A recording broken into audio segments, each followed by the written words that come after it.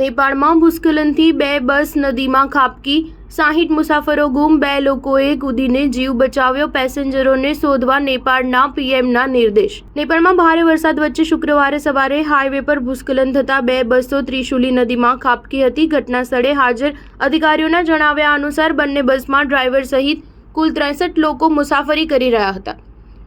દુર્ઘટના બાદ લગભગ 60 લોકો ગુમ છે. બસ ડ્રાઈવરના મૃત્યુની પુષ્ટિ કરવામાં આવી છે, જ્યારે 2 લોકોએ બસમાંથી કૂદીને પોતાનો જીવ બચાવ્યો હતો.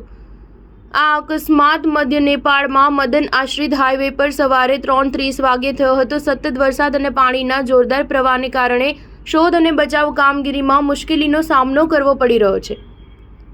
ઇન્દ્રદેવ યાદવે જણાવ્યું હતું કે પ્રારંભિક માહિતી મુજબ બસ ડ્રાઈવરો સહિત બંને બસમાં કુલ 63 લોકો મુસાફરી કરી રહ્યા હતા. ભૂસ્ખલનમાં બસો તણાઈ ગઈ હતી.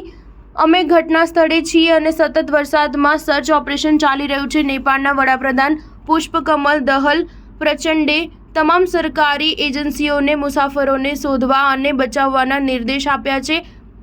દહલે ટ્વિટર પર લખ્યું, નારાયણગઢ મુગલિન રોડ પર ભૂસ્ખલન અને દેશના વિવિધ ભાગોમાં પૂર અને ભૂસ્ખલનને કારણે મિલકતોને નુકસાન થવાથી બસો વહી જવાથી લગભગ 5 ડઝન મુસાફરો ગુમ થયાના સમાચારથી મને ખૂબ જ દુઃખ થયું છે. હું ગૃહ વિભાગ સહિત સરકારની તમામ એજન્સીઓને પેસેન્જરોની શોધ કરવા અને તેમને અસરકારક રીતે બચાવવા માટે નિર્દેશ આપું છું. નેપાળના ગૃહ મંત્રાલયના અધિકારીઓએ ગયા અઠવાડિયે જણાવ્યું હતું કે નેપાળમાં ચોમાસાની સિઝનની શરૂઆતથી વરસાદ સંબંધિત ઘટનાઓમાં ઓછામાં ઓછા 62 લોકો માર્યા ગયા છે અને 90 અન્ય ઘાયલ થયા છે.